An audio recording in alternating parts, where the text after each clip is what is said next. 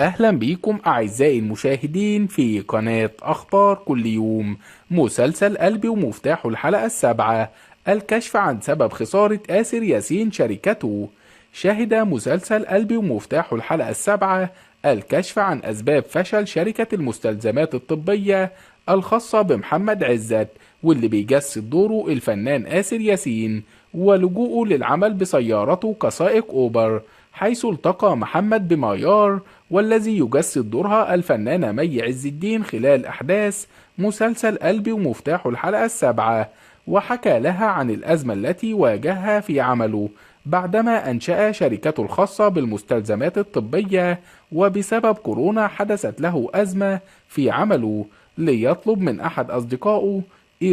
إيراداته